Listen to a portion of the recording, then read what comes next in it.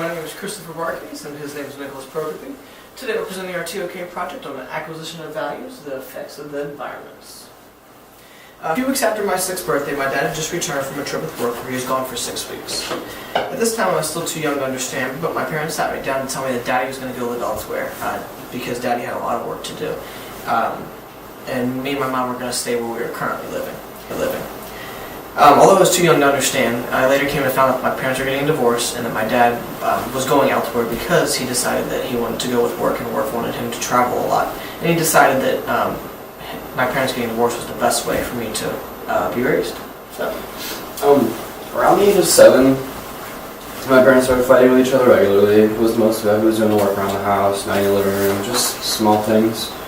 Even though I was young, I still kind of knew what was going on, just because one of my best friends at the time, his parents had gotten divorced previously, and so I was familiar with the whole thing. I knew what it was. It finally happened when I was 8 years old, and I actually stayed with my mom, and I visited my dad on the weekends. And so these are the similarities between Chris and I in our situation. And then one day we were talking about our past, and we realized how actually similar we were. And it led us to thinking, how did we end up so differently, and what created the difference between us?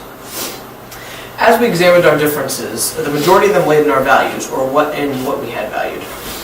You all know us. Chris has a job, takes college classes on the side, and he puts in pretty much 110% in everything that he does. I, on the other hand, I have a job as well, but I put in at max 65 to 70% on a normal day. Those of you in my French class kind of know about my habit. And then, yeah, that's pretty much all the differences. We decided the reason for our starkly different personalities is from what we value and our values. Whereas Nick believes in doing the least needed to pass, I believe in hard work and follow through. Yeah, and because the differences between us originated in our values, it led us to wonder, to what extent do humans gain their values from their environment? As anyone can tell you, this question is littered with ambiguity and the scope is infinitely large. To limit the scope of the investigation, the surroundings will be limited to the largest sources of values for people, which will be stated clearly. As for the ambiguity of the question, a quick definition of the key terms will rid of that. Alright, and so the two key words that will cause the most confusion in the question are going to be values and environment. As Ralph Lauren Perry stated in his Realms of Value, we find as many different kinds of values as there are different areas of human life: intellectual, emotional, aesthetic, religious, moral, political, and economic. The definition of values needs to be tamed in this presentation. For the definition of values, we will be using John Dewey's definition in his theory of valuation, in which he states that values in general are things, beliefs, actions, emotions, attitudes, which are found acceptable, desirable, and even praiseworthy to the individual, to society, or to both of them. Values will be limited to Dewey's interpretation. The word environment will be used in a sociological viewpoint, the definition which put forth by Elizabeth Barnett and Michelle Casper. Human social environments encompass the immediate physical surroundings, social relationships, and cultural milieu, within which defined groups of people function and interact. We will also explore what exactly ethics entails. Professor Chris Woodard will give us a brief understanding. Philosophers tend to define the subject matter of ethics very broadly, so that it includes anything from trivial everyday matters to very grave decisions, such as whether a country should go to war. In this very broad sense, ethics is about how we should live. This question is both inescapable and extremely hard to answer. It's inescapable because we all have to decide how to spend our lives. Even if we decide not to care about ethics, that's still a way of spending our lives, and so in a sense is still an ethical decision. But it can be very hard to understand how we could possibly answer ethical questions in a satisfying way. They don't seem to be about matters of fact.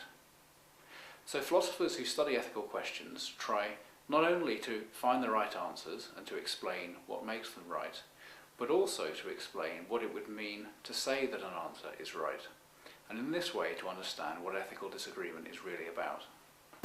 The first time an individual is exposed to any sort of outside value would be infancy. This would be a caregiver, whether it be a mother, a father, or any other type of supervisor or guardian you can think of. Children learn through imitation and observations, so their environment growing up plays a huge impact on them. The Australian Department of Education put it best when they said that parents teach values to their children every day. Your child learns values by watching what you do. They learn the life lessons from you. Sometimes what you teach them will be conscious and explicit. At other times, they will learn by observing how you behave, the language you use, and the way you respond to a situation or a person or a group of people. Due to the nature of how children gather initial values, looking at the effects of family will be the logical first step in exploring our question. The easiest and most relatable thing to talk about in respect to family is the effect of a missing father on a child. This is especially relevant due to the fact that I know there are several of these people in the classroom that don't have a biological father in their household. According to fatherhood.org and the U.S. Census Bureau, there are 24 million children in America. 1 out of every 3 live in biological father-absent homes. Thanks to the same website, there are a number of studies done on how these absent father environments affect the children. Some are how it impacts the emotional and behavioral problems. Children born to single mothers show higher levels of aggressive behavior than children born to married mothers. One of these studies discusses the effects of behavioral problems in children and goes on to discuss that data from 3 waves of the Fragile Family Study was used to examine the prevalence and effects of mothers' relationship changes between birth and age 3 on their children's well-being. Children born to single mothers show higher levels of aggressive behavior than children born to married mothers. Living in a single mother household is equivalent to experiencing 5 1/4 partnership transitions.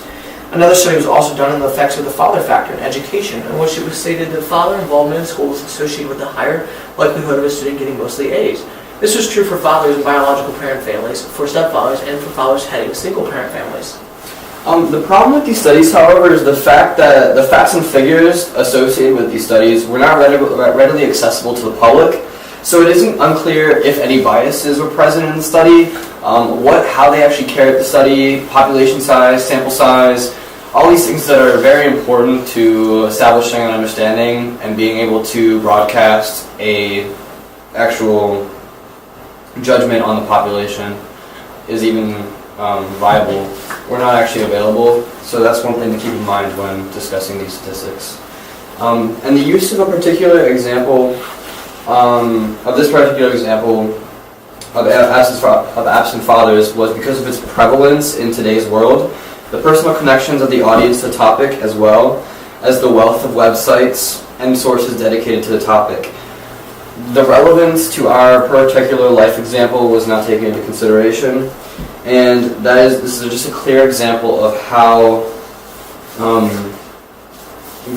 individual's environment does affect the gaining of values. And the next question we had was, to what extent does an individual have innate values, or as humans do we have values from birth, essentially?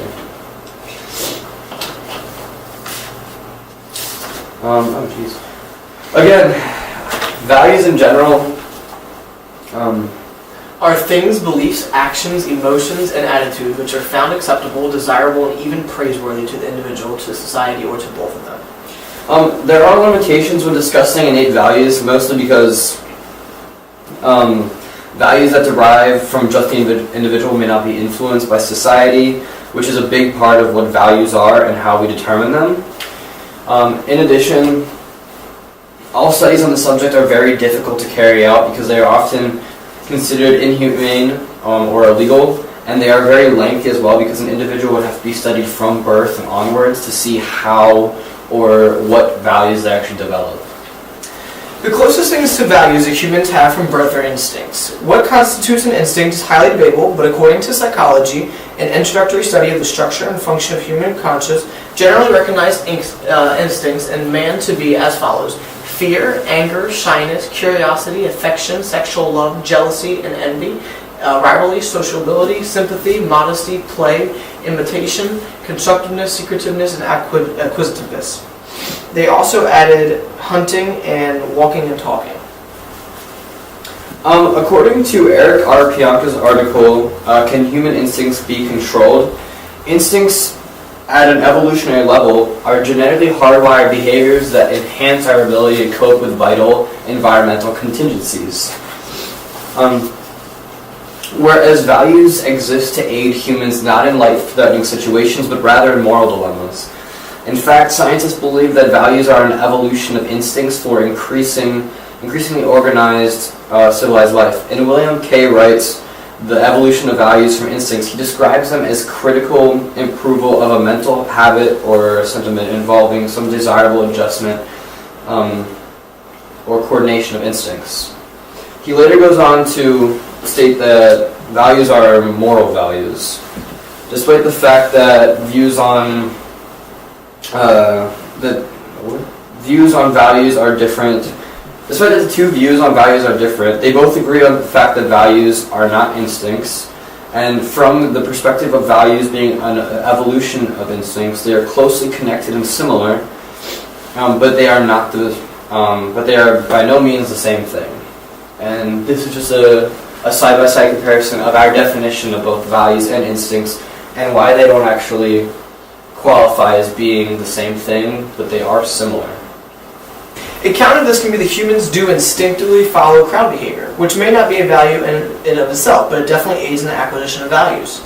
As an individual grows, they are guided by this crowd mentality and what values they are supposed to have. In fact, recent studies suggest that our sensitivity to crowds is built into our perceptual system and operates in a remarkably swift and automatic way. This same crowd mentality made us question, to what extent are humans predisposed to a certain set of values? As an example, most people can fit into two main ethical schools of thought. You have deontology and utilitarianism. Utilitarianism was founded by Jeremy Bentham and is considered to be an ethical theory that argues the proper course of action is one that maximizes a positive effect, such as happiness, welfare, or the ability to live according to personal preferences. Professor Chris Woodard will give us a further brief explanation on utilitarianism.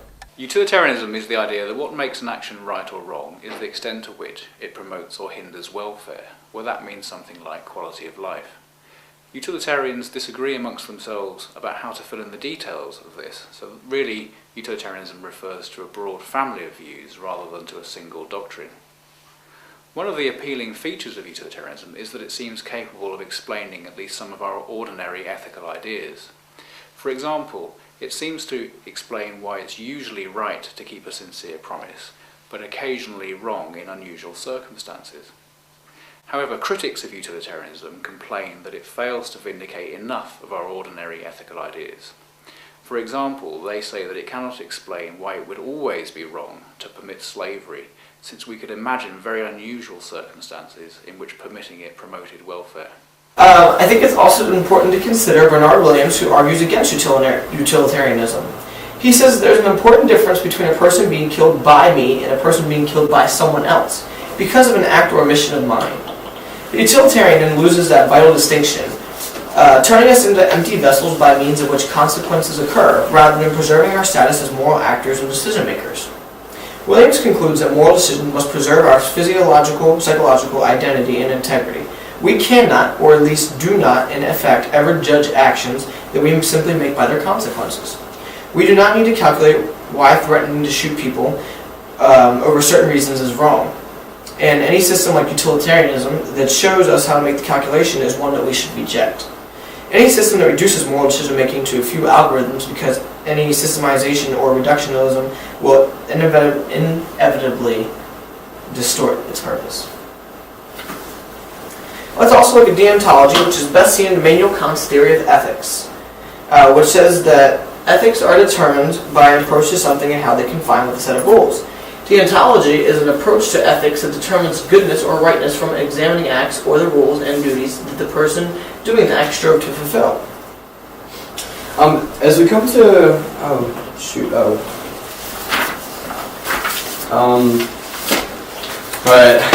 cut right after Chris says the end of deontology. Alright.